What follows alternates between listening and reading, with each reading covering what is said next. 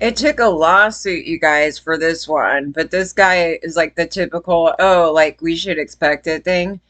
And they start doing this like other thing, like people are being racist or something. I was like, no, if you know the culture, if you know the culture, you're gonna talk about it. But the American culture is bad. They fit right in, right? It's kind of that thing.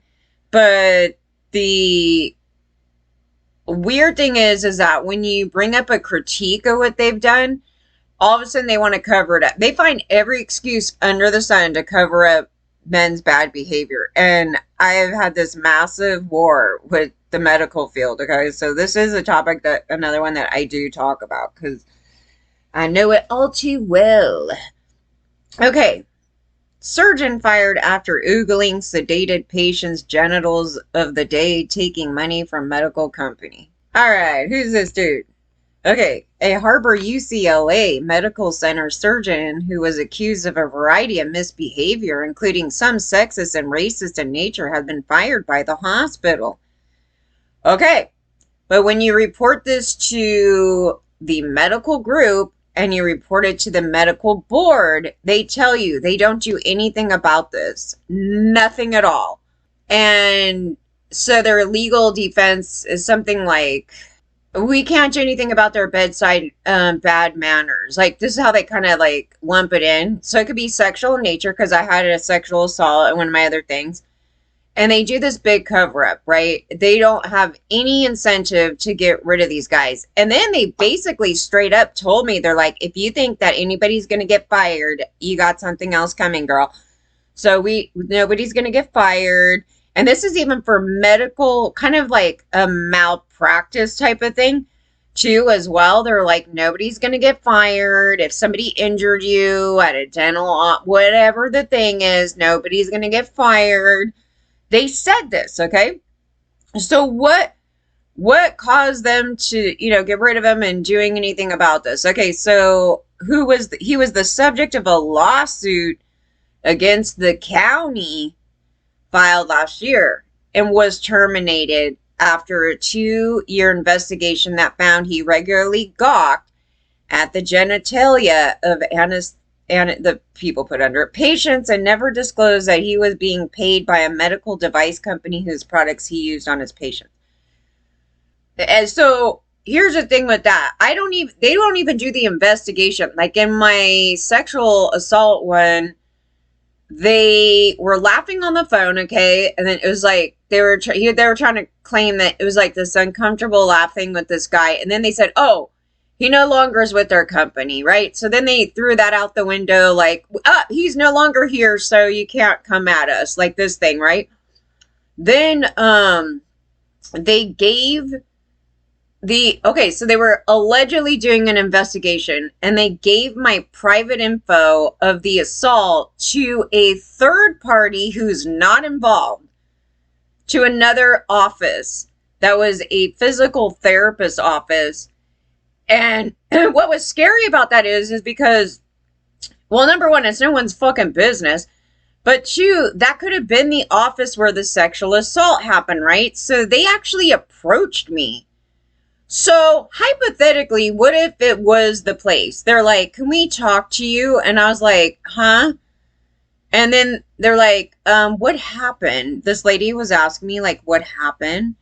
And I go, what happened where? What? Like, I had no idea because nothing happened at that place. And she's like, somebody tried to go down, this thing from the assault, right?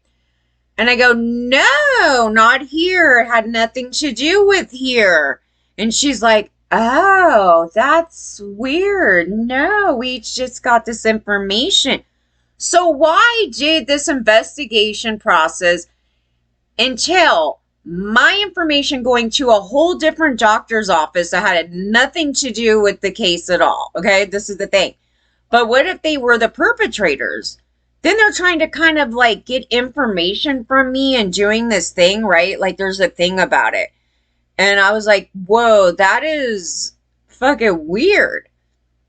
And then I came back at them and questioned them about it. And nobody wants to answer questions, right? So I got forwarded to the medical board. And then they covered it up. No, they just straight up were like, oh, we sent out this paper for you to sign. Like, something to sign. I'm like, nobody sent me anything to sign. And I go, somebody needs to talk to me. This is a criminal thing, and it's sexual, okay? And so then when I came here a couple of years back, then I contacted them again. Nothing, right? So then they start playing this game where they won't answer the phone. They try to call me back, and somehow we'll miss the call because they'll call at a wrong time whenever, and they'll leave a message. And then I try to call them back again, and they start playing this game, and they're trying to run out the SOL. It's them. It's their legal game. It's a game. They don't want to stop this at all. Trust it. So the entire medical field is a perpetrator. So, because if you don't stop it and everybody's doing it and nobody gets busted for it, keep going on and harming everybody. Yeah, so that's them. So they've made every excuse under the sun for this conduct. And this is why this man has gone on this long. You're going to see how long he's been working. And so it goes on to this thing. And then they go, they fired him. Okay, and then Kwong. Yes, Mr. Kwong. Okay, colleagues told investigators that he looked under the surgical covers of black males. You know what? Not that this is funny, but when I was working at the job under their human trafficking, that they love to human traffic women, trust that. They're racist, okay? But they also had this weird, like, stereotypical thing that black men are, the whole thing about that, right? So, like, culturally, because this is part of the racism thing in this whole thing, is like these stereotypical, things about things. And these guys, well, number one, they were scared of, like, they kept, like, talking about how they were scared of, like, black people. Like, this is how they talked, you guys. I had to hear this at my job all the time. And so they didn't really hire them because these Asian men felt intimidated by them. And then they didn't really want black women. That's what they were saying. And I swear to God, I tried to ask my one friend from back then, do you remember this? Because, number one, they were the ones that told me at first, but they have no memory of it. But, two, because I was doing a look back and I go, God, put yourself in this position here, about the situation, because you would rarely see a woman of color in this hostess rank. And guess who they're ran by? Asian men. And so you would see 2, 3, maybe 4, 5, not too many, you guys, a small handful, and they didn't last long. And you know what that did? The thing that was so gross about that entire experience is that everybody's trying to make money, right? Everybody got kids, everybody got a family to feed. Is that those type of people are forced, the ones that they would, marginalize even more, are forced to do things that they wouldn't have normally wanted to do by the force and coercion of these guys, right? So another thing about it is the clubs focus on targeting this guy, okay? This guy. So you got to understand this thing. And they want to cover it up and they'll fly out, all kinds of things. You're being right, this, but it's actually part of their culture. So a successful guy like this doctor guy, right? This surgeon guy, for him to go into that human trafficking ring of theirs that they call a hostess club, which is basically kind of a knockoff of a geisha, this guy will go in there, and that's how he expresses his success as a man, to go and abuse a woman. And you have to have a lot of money to go in those places anyway. So, he could spend $100 an hour. He could spend a couple hundred, depending on what he does there. But some of them had memberships, right? So the one, it was like 1,000. Back then it was 1,000. Today it would be probably like 5. But anyway, they would spend all this money, and they would spend extraordinarily high amounts for drinks, right? So it could be $100 to $1,000 for drinks. And so it catered to this class of men right here. So this class of men was a pile of shit, and they tried to rape us all the fucking time because they see us as objects. And in their country, they will try to arrest women for even speaking out on this stuff, right? This is the culture. So to understand that. But, when you look at American culture, it's really not that much different, is it? It's just that we do little different things, right? They're not running the hosted club, right? They have some other clubs that they run. But yeah, so then the county wanted to enable this because they're making a shitload of money off them, right? And they would let them open up these places under false names, and they knew it. So it's not like they don't know it, because it's geared towards the rich, basically. And then, of course, we have all the other people trying to come in. They think it's like a strip club, and it's not that. It's nothing like that. And they're like, well, what do we get for spending all this money, right? That's what they were doing.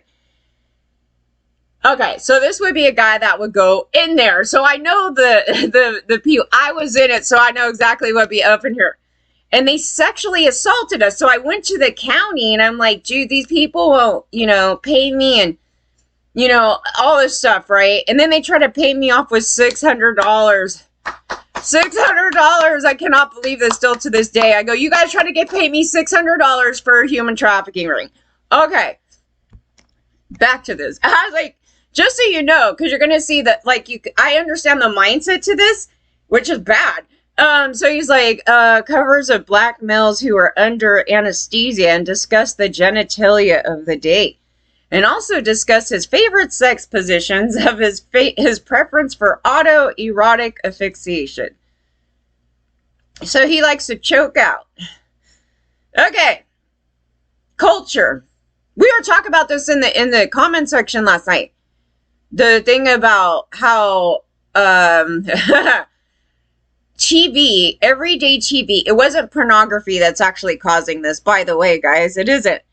Though you could consider some of those things back in the day porn, but they put it under like PG-13 or rated R. I think the ratings back then were so off.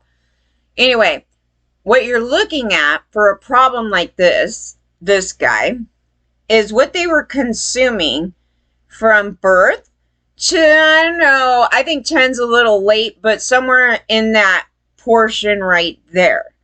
What they're consuming in the external environment, and because what they saw, this thing here, this autoerotic, and also this something about black males, dude, it was something in the environment that they sexualized it, or, they took in something, maybe, he wants to see black men's, because he's jealous, or maybe he wants it.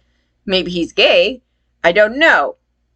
But some of those things. So they sexualized it in that age range. So it's developed in that early years.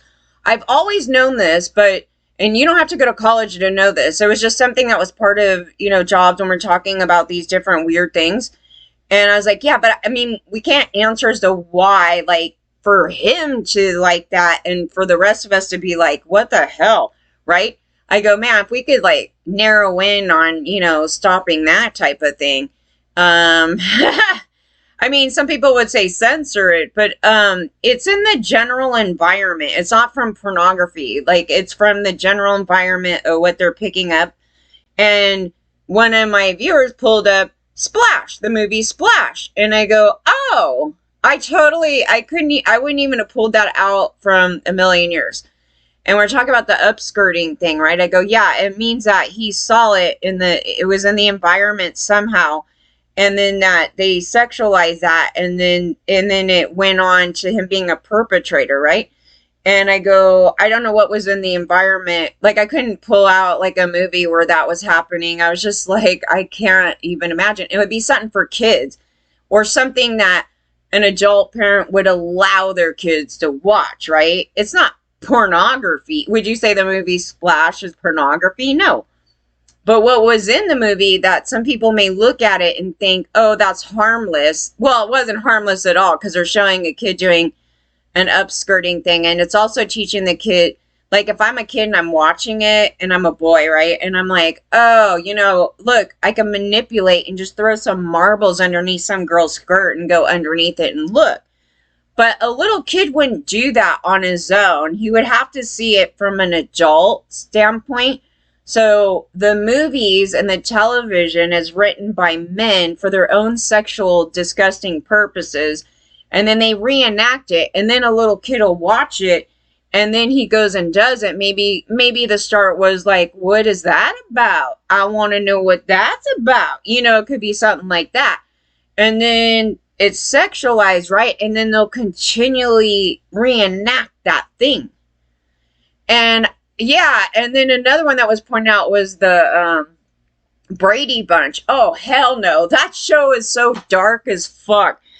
I didn't even, I don't know. That now I can never look at Davy Jones the same ever again. I'm like, that creepy pervert. That pedophile pervert.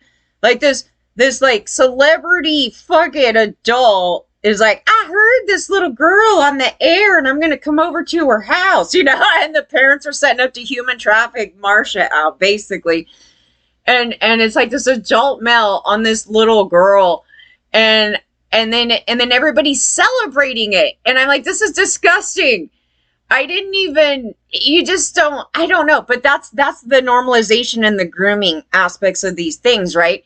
And like, we're supposed to be totally glorifying this older celebrity man coming over going, this is our dream. And I was like, okay, just because a child has a dream doesn't mean you should entertain it. It was crazy. We basically watched the parents human traffic Marsha out to some adult creepster that came to the house just because he's a celebrity. And then he's like, then she kisses him without consent. Like, this is another thing. Like, they don't even tell their kids to stop. Don't do those things without consent. Anyway, so she does that. And then he's like, hey, yeah, give me some more. And I'm just like, this shit is wrong as hell. But that's the things that they're picking up. Those things. It's not pornography. You're just watching these actions, the actions of society where it's just like, we don't care about consent. Like, the kids are picking it up, right? And then they're like, oh, little girls should glorify some creepy adult old man to come over. And the parents should be really happy about it and set it up and get him raped, basically. Basically, that's where they're getting it. Okay? Nothing to do with porn, unless the parents are actually showing the kid porn, in which case that's even worse, and that could happen too, but it's mostly not from that. All right, so he picked up in the environment, maybe he's checking him out, he's sizing him up, and they go, he took more than $700K from a company that makes joint replacements and never reported that conflict of interest to the county. Now, a lot of these guys, too, are big-time gamblers. There's just this thing. If you're going to be that type of perpetrator, they're socios, right? What's part of the socio? Addiction problems, being greedy, self-absorbed, these things, right? Being a narcissist, being a pile of shit. Like, these are all the traits of the socio, okay? And again, I believe in a spectrum. Not everybody falls on that major top portion of the spectrum, but that's basically the general thing of these guys. So they're going to be criminal, right? And it says, while some of those allegations echo the complaints in the lawsuit, the Times pointed out that Kwan's discharge notice never touched on his alleged bringing a gun into an operating room. He brought a gun. This guy sounds like the typical gangbanger in that Asian, there is an Asian gang. And they're wealthy. They're dangerous. It's almost like a mafia. And I don't know much about it. I know it exists, but I was questioning if these guys were part of that. And I don't know. Like, because I'm not in it. I just know it exists. And I was like, they're not your typical street gang, right? It's not the typical that thing. These guys are more like a mafia. Like that thing. And they have a lot of fucking money. So can you tell me why this dude bringing a gun in, like he's all gang, and he's a surgeon, right? So, yes, there's a whole underworld here. That's why I was like, And then people are scared of him. And so, however, Kwong, a volunteer deputy for the LA... Oh! There it is. Kwong, a volunteer deputy for the LA County Sheriff's Department, which is a bunch of gang members, comes together, doesn't it? Was noted for bringing a personal knife into an operating room at least once. It's these guys. It's these guys. These are the guys. These are the guys I was trying to tell LA County about. Oh my God, there's some shit going on right here. I don't know, I need to be protected. Oh my God. I didn't even read this story yet. I'm fresh reading it with you guys. I just read the headline. Your inappropriate, disparaging comments and actions were offensive and created an uncomfortable, hostile environment and demoralizing work environment for others. Despite the complaints, which date back more than a decade, Kwan's alleged misbehavior wasn't officially reported until 2021. That comes despite NBC News reporting a text message that showed 2016 the hospital CEO confirmed that the allegations against Kwan were very serious and that the facility risk management unit was aware and involved. Y'all know, and you are all involved. Okay. Kwan is appealing his firing to the Civil Service Commission and his attorney, Michelle Fibber. Okay, Fibber. Oh, Ferber. I'm like Fibber. Haha, that'd be a great last name for an attorney. He disagrees with the county's decision to terminate his employment and denies the manufactured allegations against him. Dr. Kwan looks forward to defeating these sensationalized claims through the appeals process, not in the press. Fibber wrote.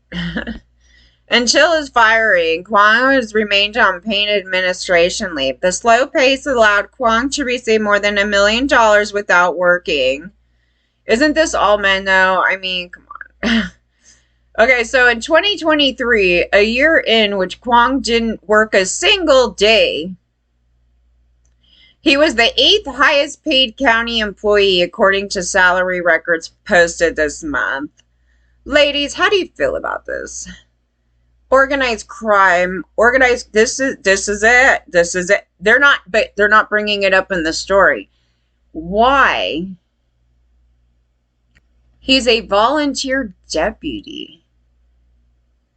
That's the stuff that the media was purposely overlooking because it deals with raping women and stuff and their sexual misconduct.